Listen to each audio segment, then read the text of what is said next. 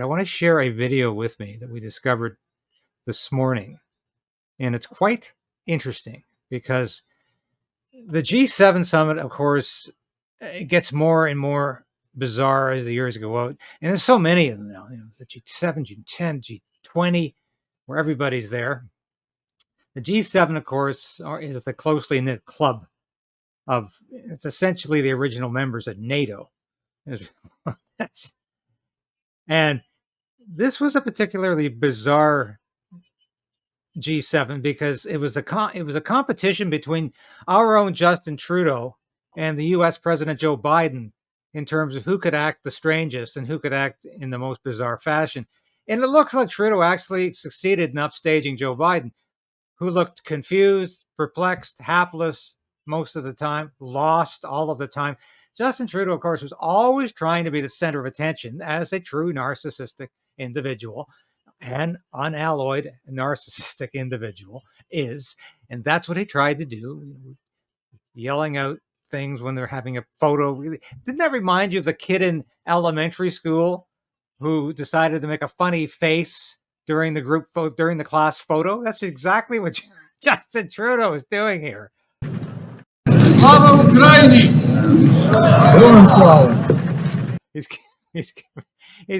He's calling out glory to Ukraine. Everybody's looking over at him quizzically, like, who is this guy anyway? Oh, it's Justin.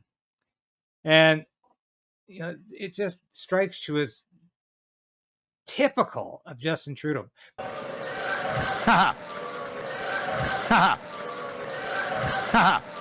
Before we run out of time, I want to show you this clip from Larry Fink, aptly named individual. Let me just move my screen up over here.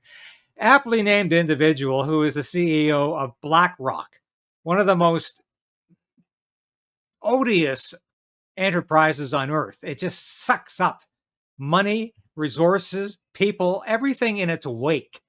It's like an army, an industrial economic army.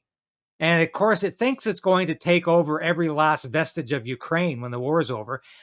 Sorry, folks, you're not going to be allowed in because Putin's going to win the war. Ukraine is not going to exist as the current state it is. And BlackRock's going to be sent packing.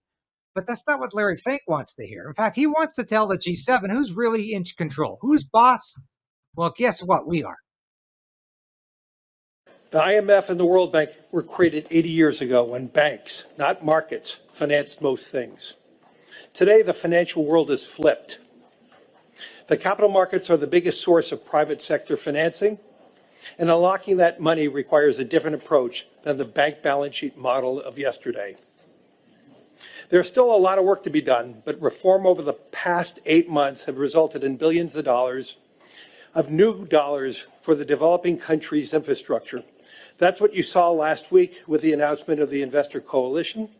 BlackRock, GIP, KKR, and other major firms will deploy $25 billion in Asia's emerging economies. In a way, it's an Indo-Pacific counterpoint to Italy's Mattei plan, which is helping African economies grow, and that's important.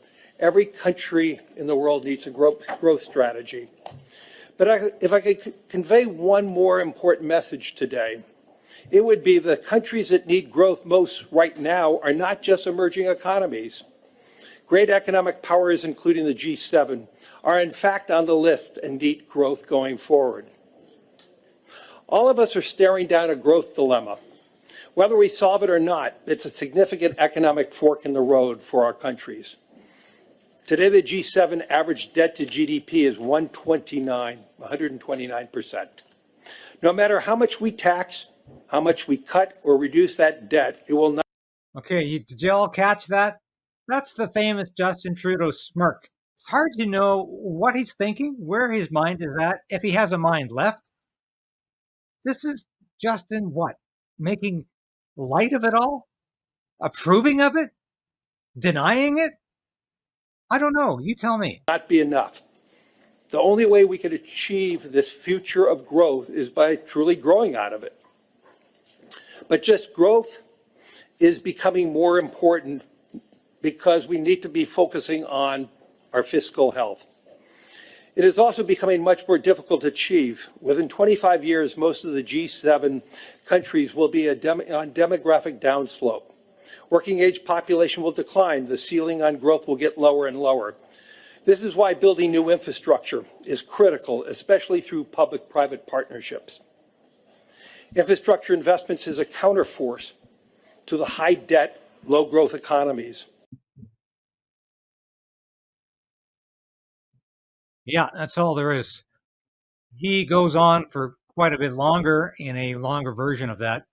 But this is the guy who really thinks he should rule the world, along, of course, with the WEF.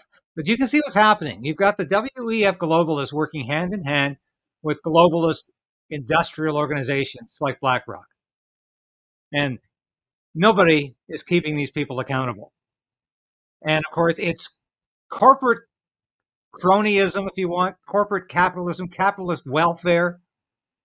These people are not getting ahead on their own initiative.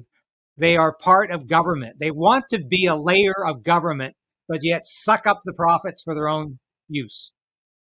And they're not sharing these profits with anybody. Thank you for watching this episode of Stand on Guard and being a part of the KRAYDEN'S Right channel. If you've watched this episode to this point, you've watched it all. And that's really important for a small station like this.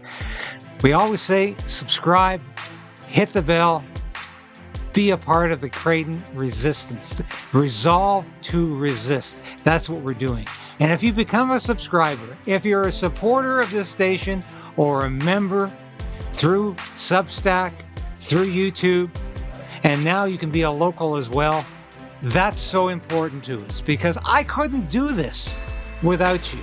I made a decision to become an independent journalist about a year ago because I wanted to bring all of my experience in the military, in journalism, to you.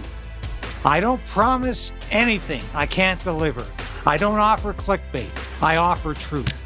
The truth is out there, and it's my job to bring that truth to light and to you. Thanks for being a part of the KRAYDEN'S Right resistance, and we'll see you again soon. So we are in a very precarious position in this country. We need a political change, but we also need to resolve to resist.